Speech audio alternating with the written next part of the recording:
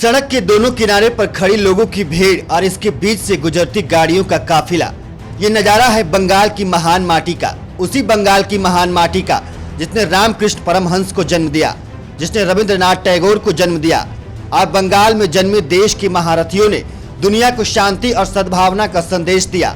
लेकिन आज ममता बनर्जी के राज में बंगाल बदनामी के गिरफ्त में है।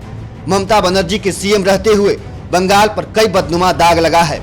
आज के बंगाल का इतिहास आप ऐसे समझ सकते हैं कि राह चलते कभी भी किसी पर भी अटैक हो सकता है, और खासकर अगर माहौल चुनाव का हो तो कुछ भी हो सकता है। ठीक वैसे ही जैसे बीजेपी अध्यक्ष जेपी नड्डा के साथ हुआ। ह्यूमन राइट्स डे है। ये ह्यूमन राइट्स का जीता जागता जो तस्वीर आज बंगाल में मुझे देखने को मिली, मैं तो छात्र आंदोलन से निकल करके आया हूं, मैं तो ये सब चीजों को देखता आया हूं। इससे हम रुकने वाले नहीं हैं। लेकिन this speaks volumes about the mentality of Mamata ji. उनके विचार, उनके सोच के बारे में यह बताती है, इसको भी हमको समझना चाहिए।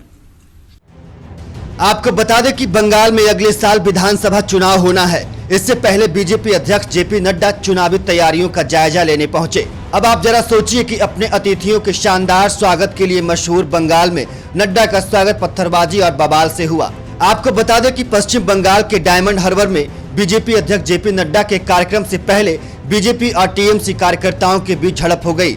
साउथ 24 परगना में हुए इस हमले में बीजेपी के जिला अध्यक्ष और 2 अन्य कार्यकर्ता भी घायल हुए हैं। लेकिन ममता बनर्जी को यह सब नाटक लग रहा है। बंगाल में क्या किसी राजनीतिक दल के राष्ट्रीय अध्यक्ष का इस प्रकार स्वागत होता है क्या?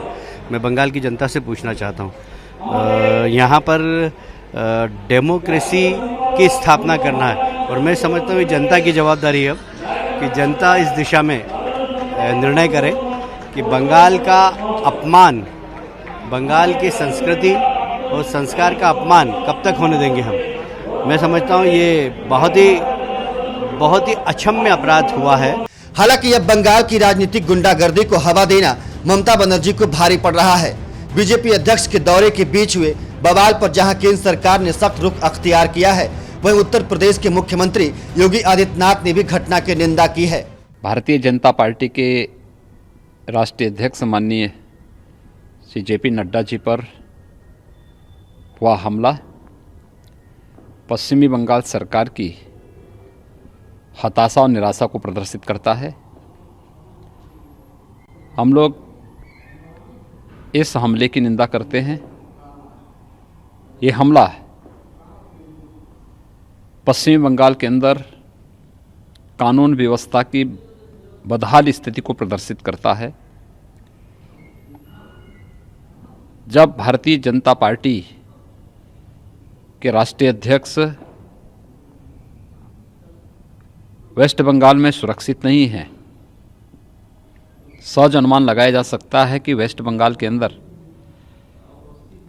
सामान्य नागरिकों की क्या स्थिति होगी। इन सब के बीच पश्चिम बंगाल के राज्यपाल ने भी केंद्र को अपनी रिपोर्ट सौंप दी है। राज्यपाल जगदीप धनखड़ ने बंगाल के हालिया बवाल को लेकर कहा कि लोकतंत्र में मीडिया का रोल अहम है, अगर इसे खराब किया गया तो लोकतंत्र में दिक्कत होगी। इसके साथ ही उन्होंने कहा कि बंगाल में कानून व्यवस्था की स्थिति लगातार बिगड़ती जा रही है। नड्डा पर हुए हमले और उनके कार्यक्रम से पहले मचे बवाल को लेकर राज्यपाल ने भी माना है कि बंगाल पुलिस ने नड्डा के दौरे को नजरअंदाज किया। उन्होंने कहा कि पुलिस को नड्डा के कार्यक्रम की संपूर्ण जानकारी थी, फिर भी सुरक्षा में चूक हुआ। नड्डा के कार्यक्रम को लेकर सुरक्षा के पर्याप्त इंतजाम नहीं थे। तो इधर केंद्रीय गृह मंत्रालय भी जेपी नड्डा पर हुए हमले से नाराज है।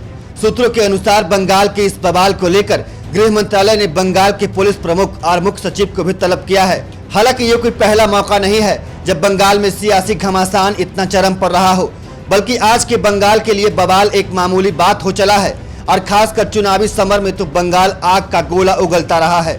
ऐसे में अब देखने वाली बात ये होगी कि इस पूरे मामले को लेकर आगे क्या कुछ होता है।